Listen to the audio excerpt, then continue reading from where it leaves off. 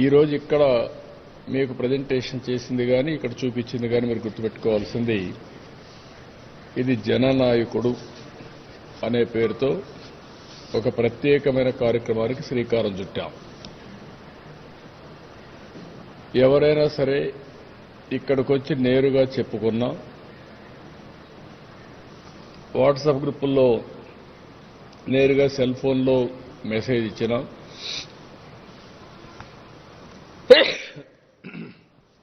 అదేవిధంగా మా కార్యకర్తలు ప్రజా సమస్యలు మా దృష్టికి తీసుకొచ్చిన నాయకులు కానీ కార్యకర్తలు కానీ ఇవన్నీ జననాయకుడు పోర్టల్లో రికార్డ్ చేస్తాం. రికార్డ్ చేసిన తర్వాత అవి డీటెయిల్డ్గా అనలైజ్ చేస్తాం. ఇక్కడ ప్రధానంగా నాకు 3 బాధ్యతలు ఉన్నాయి. ఒకటి, తెలుగుదేశం పార్టీ అధ్యక్షుడిని. తెలుగుదేశం పార్టీ ఎన్నికల్లో హామీలు ఇచ్చాం. ఆ హామీలు మా కార్యకర్తలంతా ఇంటింటికి వెళ్లి చెప్పి ఓట్లు వేయించారు. ప్రజాస్వామ్యంలో రాజకీయ పార్టీలకు ప్రాముఖ్యత ఉంది. మేము హామీలు ఇచ్చిన తర్వాత ఎన్నికల్లో గెలుస్తాం. ఆ మ్యాండేట్ తీసుకున్న తర్వాత తిరిగి ప్రజలకిచ్చిన హామీలు నెరవేర్చడానికి ముందుకు పోతాం. ఇందులో కార్యకర్తలు అనేవాళ్లు ప్రజాస్వామ్యంలో చాలా కీలకంగా ఉంటారు. దేశ స్థాయిలో కానీ రాష్ట్ర స్థాయిలో కానీ ఎక్కడ కానీ. ఇప్పుడు అలాంటప్పుడు అనేక హామీలు వాళ్ళు ప్రజలకు ఇచ్చారు. ఒక ల్యాండ్ ఇష్యూ కావచ్చు, ఒక పెన్షన్ ఇష్యూ కావచ్చు, ఇంకొక సమస్య కావచ్చు, అవన్నీ కూడా హామీలు ఇచ్చి తద్వారా అధికారంలోకి వచ్చాం. అదే మాదిరిగా నేను ఎమ్మెల్యేగా ఉన్నప్పుడు నాకు ఒక ప్రత్యేకమైన బాధ్యత ఈ నియోజకవర్గం పైన ఉంటుంది. నేను కాన్స్టిట్యున్సీని నర్చర్ చేయాలి. 8వ నేను నిలబడడానికి గెలిపించారు. కంటిన్యూగా 8 సార్లు గెలిపించారు. అలాంటప్పుడు ఈ కాన్స్టిట్యున్సీకి నేను చేయాల్సిన బాధ్యత నా మీద ఉంటుంది. అది ఒక పక్కన. 3వది, నేను ముఖ్యమంత్రిని. ముఖ్యమంత్రి అయినప్పుడు ఎక్స్పెక్టేషన్ కూడా ఎక్కువ ఉంటాయి. ఏవైతే ప్రభుత్వ పాలసీల ద్వారా మేమిచ్చిన హామీలు నెరవేర్చుకుంటూ తద్వారా ప్రజలకు న్యాయం చేయాల్సిన బాధ్యత, ఒక గుడ్ గవర్నెన్స్ ఇవ్వాల్సిన బాధ్యత నా పైన ఉంటుంది. ఈ 3 బాధ్యతలను నెరవేర్చాలంటే సమర్థవంతంగా ఇక్కడ జననాయకుడనే పోర్టల్ నేను ఎమ్మెల్యేగా ఇక్కడ పెట్టుకున్నాను. నా పిఏ ఉంటాడు. ఒక పక్క మా రాజకీయ నాయకులు కూడా ఉంటారు. ఇంకో పక్క గవర్నమెంట్ కాడా ఉంటుంది. ఏవైతే జెన్యున్ ప్రాబ్లమ్స్ అన్ని పరిష్కారం చేయడానికి పీజీఆర్ఎస్ దానికి వెళ్తాయి, ఆ పోర్టల్కి వెళ్ళిపోతాయి. నాకు రియల్ టైమ్ గవర్నెన్స్కి ఇంటిగ్రేట్ అవుతుంది. అందరికీ స్టాండర్డ్స్ ఫిక్స్ చేస్తున్నాం. ఏ అర్జీ వచ్చినా ఎన్ని రోజుల్లో పరిష్కారం చేయాలని. Financial, non financial. ఫైనాన్షియల్ అయితే ఈ టైం, ఒకవేళ రిసోర్సెస్ లేకపోతే ఏ విధంగా చేయాలని ఆలోచించుకుంటా ప్రాధాన్యత క్రమంలో. నాన్ ఫైనాన్షియల్ జెన్యున్గా ఉంటే, చట్టపరంగా ఉంటే నో నెగోషియబుల్, జీరో టాలరెన్స్ అన్ని పరిష్కారం చేస్తాం. ఈ సందర్భంలో ఇక్కడికి వచ్చింది ఏంటంటే ఇవన్నీ కూడా రికార్డ్ చేసిన తర్వాత ఇవి నేరుగా గవర్నమెంట్ సమస్యలన్నీ పీజీఆర్ఎస్కి వెళ్తాయి. నేను ఎమ్మెల్యేగా చేయవలసిన బాధ్యతలుంటే నాకు వస్తాయి. ఏదైనా చిన్న చిన్న ఇష్యూస్, కోఆర్డినేషను, లేకుంటే కొంత హెల్ప్ అవన్నీ ఉంటే వ్యక్తిగతంగా చేసే పనులు నాకు వస్తాయి. 3వది, పార్టీ అధ్యక్షుడిగా రావాల్సిన పార్టీ వాళ్ళు సరిగా లేరు అవి కానీ రిపోర్ట్ చేస్తే అవన్నీ పార్టీ అధ్యక్షుడిగా మళ్ళా వస్తాయి. ఇది కోఆర్డినేట్ చేసుకుంటున్నాం. అందుకే ఇది ఒక వినూత్నమైన ప్రయోగం టెక్నాలజీలో.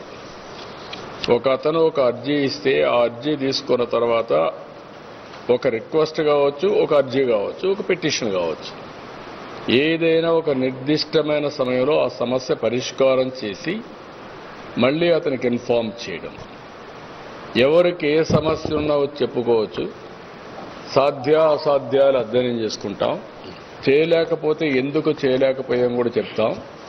చేయగలిగిన పనులు మానవతా దృక్పథంతో ఎన్ని చేయగలిగితే అన్ని సమస్యలు పరిష్కారం చేస్తాం. ఇప్పుడు పార్టీ ఉంది. మాకు ఇక్కడనే 1,15,000 18,000 మంది మెంబర్లు అయ్యారు. మేము యాక్సిడెంట్ అయితే చనిపోతే వాళ్లకు 5 లక్షల రూపాయలు యాక్సిడెంట్ ఇన్సూరెన్స్ ఇస్తున్నాం, వెల్ఫేర్ ఇస్తున్నాం. ఇంకో పక్క హెల్త్ కానీ లేకపోతే ఎడ్యుకేషన్ కానీ హెల్ప్ చేస్తున్నాం. అలాంటివన్నీ పార్టీ చూస్తుంది. గవర్నమెంట్లో ఏవైతే వస్తాయో గ్రీవెన్స్ అన్నీ కానీ, ఫైనాన్షియల్ అసిస్టెన్స్ కానీ, సీఎం రిలీఫ్ కానీ, ఇవన్నీ గవర్నమెంట్లో చూస్తాం. ఎవరికైనా నేను వ్యక్తిగతంగా హెల్ప్ చేయాలి, పార్టీకి బాగా పనిచేశారు అనుకున్నప్పుడు నేను వాళ్ళకి ఆర్థిక సహాయం చేయాలన్నా ఇంకోటి చేయాలన్నా అవి ప్రత్యేకంగా నేను చేస్తాను యాజ్ ఎమ్మెల్యే. ఇవన్నీ కూడా క్రోడీకరించుకొని చేయడం కోసం జననాయకుడు పోర్టల్ తీసుకొచ్చాం. టెక్నాలజీ అనేది చాలా ఎఫెక్టివ్గా ఉంటుంది. ఏ సమస్య కూడా కాగితం ఒకసారి రికార్డ్ చేసిన తర్వాత అది అయినాక మళ్ళీ కన్సర్న్ పిటిషన్ ఇచ్చిన వారికి చెప్పి నీది క్లోజ్ చేశాం, నీ సమస్య పరిష్కారం చేశామని కూడా చెప్తాం. అది కూడా మా నాయకుల ద్వారానే మళ్ళీ అది కూడా చెప్తాం. ఎందుకంటే రేపు మళ్ళా ఆ ఊరికి పోయేది ఈయనే, ఓటు అడిగేది ఈయనే అడుగుతాడు. కాబట్టి మా నాయకుడి దగ్గరే చెప్తాం. అతను వాళ్ళకి చెప్పి ఈ సమస్య ఇచ్చారు మన ఎమ్మెల్యే గారికి, ఆయన ఈ సమస్య పరిష్కారం చేశారు, మళ్ళీ వాళ్ళకి ఇన్ఫర్మేషన్ ఇస్తారు. ఇది ఒక లూప్ కింద తీసుకున్నాం. మళ్ళీ దీనికి ఒక పగడ్బందీగా మీరు చూస్తే ఫస్ట్ మాకు రిసెప్షన్ ఉంది. ఇక్కడికి వచ్చినప్పుడు ఎంగేజ్మెంట్ కౌంటర్స్ ఒక 5 పెట్టుకున్నాం. ఇంకొక పక్కన ఇక్కడికి వచ్చినప్పుడు ఎంగేజ్మెంట్ ప్రాసెస్ టీమ్ ఒకటి ఉంటుంది. ఎప్పటికప్పుడు అనలైజ్ చేసుకొని దీనికి ఒక మేనేజర్ని పెట్టాం. ఒక 5 మంది ఇవన్నీ ఏ విధంగా జరిగాయో మళ్ళా పబ్లిక్ ఒపీనియన్ తెప్పించుకోవడానికి కొంతమందిని ఒక టీంని పెట్టుకున్నాం. త్రూ IVRS కానీ డైరెక్ట్గా ఫోన్ చేయడం కానీ ఇవన్నీ చేసి మళ్ళా ఇన్ఫర్మేషన్ తెప్పించుకుంటాం.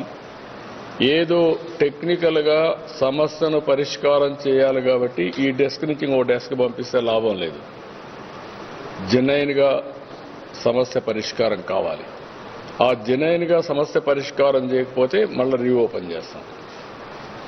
అది సమస్యను పరిష్కారం. కొంతమంది ఎక్కువ ఎక్స్పెక్టేషన్స్ పెట్టుకుంటారు. ఇప్పుడు ఒక ఉదాహరణకు మనకు హాస్పిటల్ ఉంది. హాస్పిటల్లో చిన్న చిన్న ట్రీట్మెంట్ అవుతాయి. కొంతమందికి ఎక్కడికో వెళ్ళిపోయి 20 లక్షలు, 50 లక్షలు, 80 లక్షలు ఒక్కొక్కరికి ఇమ్మంటే సస్టైనబుల్ మోడల్ కాదు. వాళ్ళకి హెల్ప్ చేయాలి, చేస్తాం. కానీ ఇక్కడుండే ప్రత్యామ్నాయాలు ఏమున్నాయో ఇవన్నీ చేసుకుంటూనే వాళ్ళకి ఇన్విటబుల్ సిచ్యువేషన్ ఇచ్చినప్పుడు ఏ విధంగా చేయాలో వాళ్ళకు కూడా చేస్తూ హెల్ప్ చేస్తాం. కొంతమంది నాకు డబ్బులు ఇవ్వండి, ఆర్థిక సహాయం చేయమని కోరతారు. కానీ జెన్యూన్గా ఏదైనా ఉంటే కాస్త కోస్త హెల్ప్ చేస్తాం. కానీ అబ్నార్మల్గా అడిగితే మనం చేయలేము. అలాంటి కొన్ని పెద్ద ప్రాజెక్టులు అడుగుతూ ఉంటారు, లేదంటే పెద్ద విషయాలు చెప్తూ ఉంటారు. అవన్నీ సాధ్యం కాని పనులు. అవన్నీ కూడా మా వాళ్ళు ఎడ్యుకేట్ చేస్తారు. ఈవెన్ రైల్వే టికెట్స్ దగ్గర నుంచి, బస్ టికెట్స్ దగ్గర నుంచి అన్నీ ఆన్లైన్లో ఉన్నాయి. అవి కూడా మేము కోఆర్డినేట్ చేస్తాం. ప్రతి ఒక్క కుటుంబం మంచి చెడులు అన్నీ చూసుకోవడం ఒక యాంగిల్, వాళ్ళందరితో సత్సంబంధాలు పెట్టుకోవడం. బర్త్డే రోజున నా ఆఫీస్ నుంచి ఒక గ్రీటింగ్ పంపించడం, వాళ్ళ ఇంట్లో ఏదైనా కష్టం వస్తే చనిపోతే ఒక 10,000 రూపాయలు మట్టి ఖర్చుకు ఇవ్వడం, ఇలాంటి మేము ఎప్పటి నుంచో ఒక సాంప్రదాయాలని పాటిస్తున్నాం. అవన్నీ కంటిన్యూ చేయడానికి ఈ ఆఫీస్ చేస్తూ ఉంటుంది.